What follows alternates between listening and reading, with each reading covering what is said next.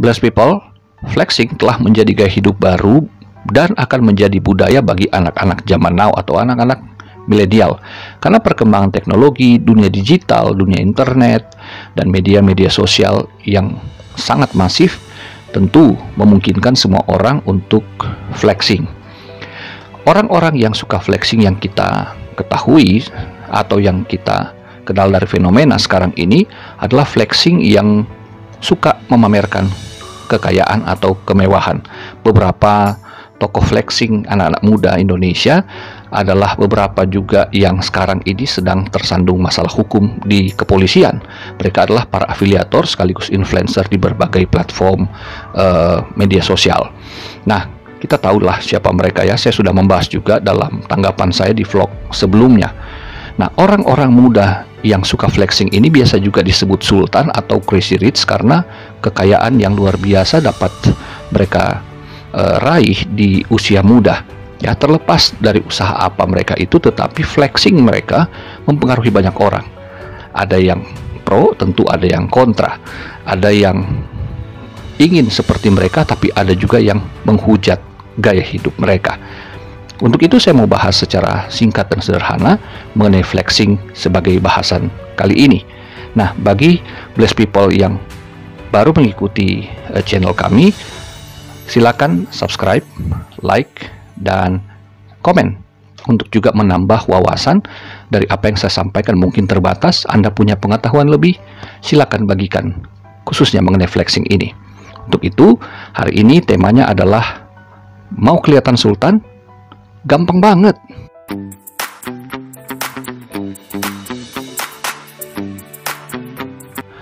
Dari laman dictionary, flexing adalah bahasa gaul dari kalangan ras kulit hitam atau bahasa slangnya mereka yang artinya menunjukkan keberanian atau pamer. Ini populer pada era tahun 1990-an.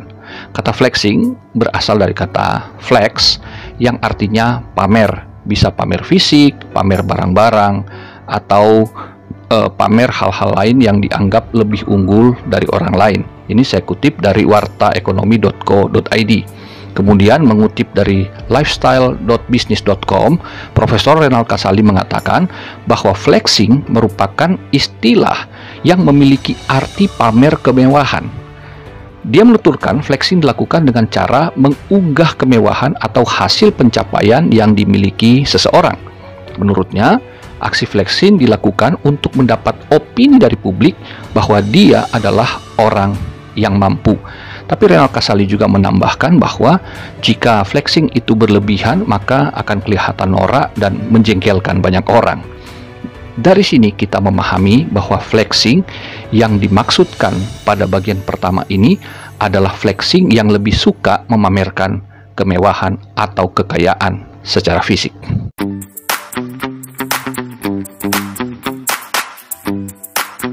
Dari sisi psikologis, menurut psikolog klinis personal growth Stephanie Veronica, orang pamer atau flexing bisa jadi karena ada dua alasan.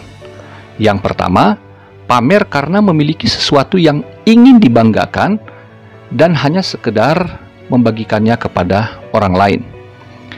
Kedua, bisa juga karena alasan dia punya sesuatu tetapi yang dipamerkan ini bentuk insecurity karena merasa dirinya kurang. Jadi, merasa butuh memamerkan pencapaian itu supaya insecurity tadi tidak terlihat. Ya, ini saya kutip dari kompas.com. Masih dari sumber yang sama, ya, Stephanie Valentina mengatakan juga bahwa flexing itu tidak melulu soal kekayaan dan harta, tetapi bisa juga pencapaian, keberhasilan, atau bahkan relationship. Bahkan ada ahli yang lain mengatakan sekedar romansa. Nah, ia menuturkan flexing masih bisa dianggap normal selama masih dalam batas wajar, tetapi bisa jadi bermasalah apabila dilakukan secara berlebihan. Nah, ini cocok dengan yang dikatakan Profesor Renal Kasali tadi. Ya, kalau flexing itu dalam tahap wajar oke-oke saja, tapi kalau berlebihan jadi norak dan justru menjengkelkan orang banyak. Nah, dari sini ternyata saya mendapatkan dua sisi soal flexing. dari sisi yang sempit seperti yang dikatakan Profesor Renal Kasali, bahwa flexing itu adalah soal memamerkan kekayaan dan kemewahan hidup. Sementara di sisi lain yang lebih luas, ya, Stephanie Valentina mengatakan bahwa sesungguhnya flexing itu lebih luas lagi, bukan hanya soal pamer kekayaan, tetapi juga bisa hanya sekedar senang-senang saja atau karena bangga akan pencapaian sesuatu. Ya, pemikiran saya adalah, apakah selama ini saya juga adalah orang yang suka flexing? Melihat apa yang dikatakan Stephanie Valentina mengenai kebanggaan dan suka membagikan sesuatu kepada orang lain, apakah itu sekedar sebuah kesenangan ataukah untuk suatu relationship, maka saya pikir saya flexing kayaknya selama ini. Bagi blessed people atau saudara-saudara, teman-teman sekalian yang juga berteman dengan saya, mungkin kenal saya di berbagai media sosial, apakah itu Facebook atau Instagram khususnya, apakah postingan-postingan foto-foto saya, baik itu pelayanan-pelayanan ataupun saya dengan keluarga lagi staycation, ataukah saya dengan teman-teman hamba Tuhan atau teman-teman siapapun itu lagi ngopi bareng, makan bareng di restoran dan sebagainya, di kafe, apakah itu bagian dari flexing juga? Nah, tolong komentar ya kalau Anda tahu. Kalau teman-teman tahu, blessed people mungkin mengenal saya, silakan taruh di kolom komentar. Saya membaca ini dan saya cukup terkejut. Tetapi saya juga bersyukur bahwa kalaupun ini flexing, bahwa saya berada pada sisi yang luas tadi. Blessed people atau teman-teman mungkin yang pernah melihat postingan-postingan saya mungkin pernah berpikir, pendeta kok suka flexing, kok suka pamer-pamer. Nah, begini, alasan saya adalah seperti yang dikatakan tadi, bahwa generasi saya, ya, pokoknya yang umur 30-an tahun ke atas mungkin tahu lah ya, udah biasa bahwa dulu setiap kita berkegiatan, kita suka foto-foto menggunakan tustel atau kamera yang punya negatif roll, ya, yang bisa dicuci cetak. Lalu kita taruh di album foto dan kita simpan, apakah di lemari, dan biasanya sih saya dan keluarga saya dan keluarga-keluarga yang lain juga suka menaruh album foto itu di meja ruang tamu. Gunanya apa? Supaya para tamu yang datang itu bisa melihat foto-foto tersebut. Berarti kan itu adalah salah satu bentuk flexing dalam bentuk yang lebih primitif lah begitu. Jadi orang-orang bisa tahu bahwa kami pernah melakukan kegiatan-kegiatan apa. Nah, kemudian dengan munculnya berbagai media sosial seperti Facebook dan Instagram, itu kan lebih memungkinkan kita untuk menaruh foto bahkan lebih banyak lagi tanpa kita harus mencuci cetak film. Kalau saya perlu, saya tinggal mencomot lagi, ya. Selain saya simpan di drive, biasanya kita juga dapat mengambil foto-foto yang tidak ada di drive, itu bisa diambil dari Facebook misalkan. Jadi bagi saya, alasan saya posting ini adalah karena yang saya posting itu kan di laman saya, ya, gitu ya. Dan orang-orang yang melihat adalah orang-orang yang berteman dengan saya di situ. Apakah berteman secara real dalam arti betul-betul memang kenal dan pernah bertatap muka, ataukah teman-teman yang memang hanya kenal pada saat kita terhubung dengan Facebook atau Instagram itu. Saya suka pamer foto-foto di Facebook dan Instagram mengenai pelayanan yang saya lakukan. Misalkan saya senang dan bangga dapat melayani di berbagai tempat. Saya foto-foto, lalu saya tentu memberikan penjelasan di sana. Saya melayani di berbagai gereja, di berbagai tempat persekutuan doa, di perusahaan-perusahaan, kantor-kantor pemerintah maupun kantor swasta. Saya melayani di gereja besar sampai di gereja rumahan, dari gedung yang mewah sampai di rumah yang sangat sederhana. Dan saya bangga. Artinya saya menyampaikan kebanggaan ini bukan karena ingin menyombongkan diri, tetapi tentu saya tidak dapat menolak opini orang yang menganggap saya sedang pamer dalam arti sombong. Ya, terserahlah. Nah, saya juga memamerkan misalkan hasil doa saya. Jadi sebetulnya sebagai hamba Tuhan ketika flexing, ada kebanggaan dan juga disertai kesaksian di dalamnya. Misalkan saya berdoa untuk mendapatkan sepeda motor. Di tahun 2016, 1 bulan saya berdoa dan Tuhan memberikan saya sepeda motor melalui seorang anak Tuhan. Dan saya flexing di Facebook pada waktu itu. Saya sangat bersuka cita bahwa doa saya telah terkabul. Dan banyak teman-teman saya juga yang suka flexing. Orang mungkin beranggapan kok sombong ya, pamer mobil, pamer rumah. Padahal itu adalah sebagai satu kebanggaan karena dapat melayani Tuhan meskipun pelayanan kecil, tapi Tuhan berkemurahan menggerakkan orang-orang untuk memberkati hamba-hamba Tuhan, gereja-gereja yang masih kecil seperti kami. Jadi ini bukan sebuah kesombongan, tetapi kebanggaan dan sebuah kesaksian. Bagaimana dengan kehidupan saya dan keluarga? Ya, saya juga suka flexing ya ketika kami berlibur, karena dengan melihat pelayanan kami yang masih kecil, rasanya sulit ya untuk berlibur, untuk bisa nginap di hotel, dapat menikmati makanan enak di restoran ya, dan juga bisa ngopi di sana sini di kafe-kafe. Rasanya kok seperti orang pamer dalam arti sombong, tetapi sebetulnya saya hanya ingin menunjukkan bahwa melayani Tuhan dengan sungguh-sungguh, meskipun gereja kita kecil, tapi Tuhan memberkati kita dari caranya Dia dengan siapapun yang mau Dia pakai.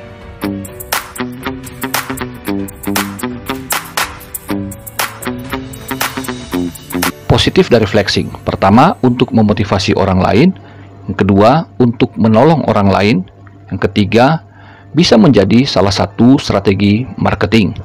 Nah, kita dapat melihat bahwa ada sultan-sultan atau the crazy rich Indonesia yang sukses dan kaya, tetapi juga menjalankan hal tersebut.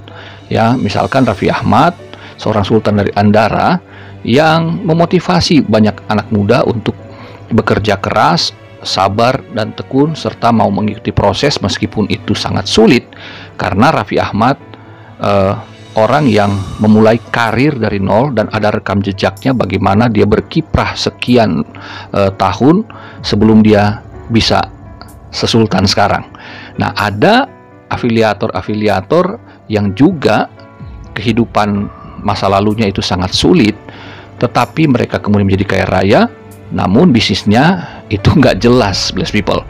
Nah, lalu kita melihat juga ada seorang pengacara kondang, ya, seorang sultan yang namanya Hotman Paris Hutapea, yang jarinya itu punya cincin ya yang harganya miliaran. Nah, meskipun dia dikenal sebagai pengacara 30 miliar, tapi dia juga menunjukkan bahwa dia bukan hanya pengacara para konglomerat, tapi juga orang melarat bisa dia bantu. Itu sudah ada rekam jejaknya. Nah, bless people, jika di pagi hari Hotman Paris ada di warung kopi Joni, maka dia memberikan konsultasi hukum secara gratis kepada orang-orang yang punya masalah hukum yang tidak terselesaikan. Lalu kemudian baik Raffi Ahmad maupun Hotman Paris yang suka flexing ini, mereka memotivasi dan membantu orang. Mereka juga menggunakan flexing sebagai strategi marketing yang sangat jitu. Raffi Ahmad menjadi sebuah nama brand ya dari Rans Entertainment yang mampu meraup 1,45 triliun rupiah sebagai modal investasi yang luar biasa. Jadi dia juga membantu banyak orang untuk mendapatkan pekerjaan dari berbagai dana yang diserap dari berbagai investor. Demikian juga dengan Hotman Paris mendapatkan keuntungan dari flexingnya dia secara positif. Itu strategi marketing yang hebat. Negatif dari flexing: yang pertama, orang-orang terobsesi untuk menjadi sultan secara instan dan memiliki gaya hidup konsumtif yang tak terelakkan. Yang kedua, para penggemar sultan yang suka flexing cenderung kehilangan empati dan menjadi lebih kompetitif dalam arti negatif. Yang ketiga, orang-orang tidak lagi dapat membedakan mana sultan atau crazy rich yang asli dan mana sultan atau crazy rich yang palsu.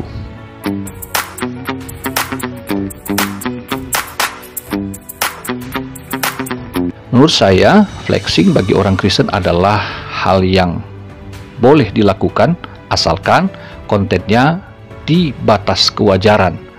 Jadi nggak boleh sembarangan ya, harus bertanggung jawab ketika membuat konten. Nah, ketika kita membuat konten, kita harus tahu bahwa akan ada berbagai respon. apakah yang positif atau negatif, apakah memuji ataukah mencela, apakah mengapresiasi atau justru menghina. Ya, kita nggak bisa menolak karena inilah dunia media sosial di mana semua orang dapat mengemukakan pendapatnya. Nah, ada beberapa hal yang perlu diperhatikan oleh orang Kristen untuk membuat flexing yang wajar. Nah, kalau ada blessed people atau teman-teman yang punya pendapat lain atau untuk menambahinya, silahkan di kolom komentar ya. Beberapa hal yang perlu diperhatikan orang Kristen sebelum flexing yang wajar. Yang pertama, memposting foto atau mengupload video di media sosial sebaiknya memperhatikan aspek moral dan etika, serta mengingat situasi dan kondisi masyarakat yang ada di sekitar kita. Jangan kita membuat konten yang justru menyakiti hati masyarakat yang ada. Misalkan konten kita flexing, kita banyak duit, kita pamer duit, lalu kemudian kita celupin di air, atau kita punya duit lalu kita beli handphone yang mahal dan kita membanting atau melemparnya, melempar ke aspal atau melemparnya ke dalam kolam dan sebagainya. Itu flexing yang tidak bermoral dan tidak beretika serta tidak mempunyai empati kepada masyarakat yang ada di sekitar yang sedang susah secara ekonomi.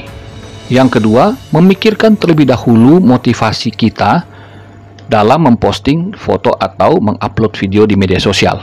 Apakah untuk kebanggaan diri, untuk kesenangan belaka, ataukah untuk menyombongkan diri sendiri? Nah, kalau saya ditambahin lagi bahwa saya punya misi penginjilan di sana. Misalkan saya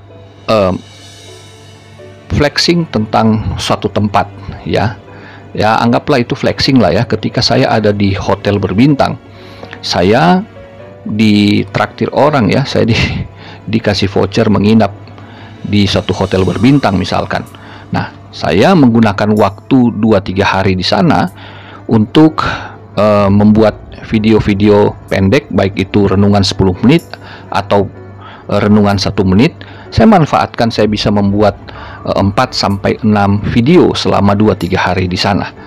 Nah, di kafe juga demikian. Ketika saya ditraktir teman-teman, orang kan nggak tahu saya dalam posisi ditraktir atau tidak. Tetapi yang jelas, tempat-tempat itu ketika saya posting atau saya upload, maka terlihat saya sedang flexing. Tapi di sana motivasi saya adalah bukan untuk menunjukkan saya sedang ada di hotel berbintang di mana saya sedang memamerkan kesombongan, tidak, tetapi justru saya sedang punya motivasi adalah menggunakan waktu yang sebaik mungkin untuk memberitakan Injil, memberitakan firman Tuhan melalui berbagai platform, dan tempat syutingnya ada di hotel, di restoran, atau di kafe-kafe yang mungkin terlihat mewah bagi orang lain. Yang ketiga, memperhatikan sikap dan perkataan ketika kita membuat satu konten ya, memposting foto atau mengupload video. Karena netizen Indonesia biasa suka mengait-ngaitkan segala sesuatunya dengan agama. Ya, blessed people tahulah bagaimana netizen Indonesia. Sebab itu perlu lebih bijaksana dalam bersikap.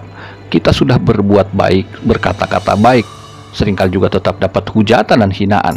Apalagi kalau memang kita sengaja berbuat yang tidak baik. Tentu kita harus bijak dan ingat, pertanggungjawaban segala yang kita lakukan itu adalah kepada Tuhan. Yang keempat, memberikan penghargaan atau ucapan terima kasih kepada seseorang atau kelompok di dalam postingan foto atau upload video ketika kita membuat sebuah konten flexing misalkan. Karena tidak seorang pun dari kita yang bisa sukses sendiri, bisa berhasil tanpa bantuan orang lain. Tidak mungkin. Segala sesuatu yang kita lakukan tentu ada peran serta orang lain.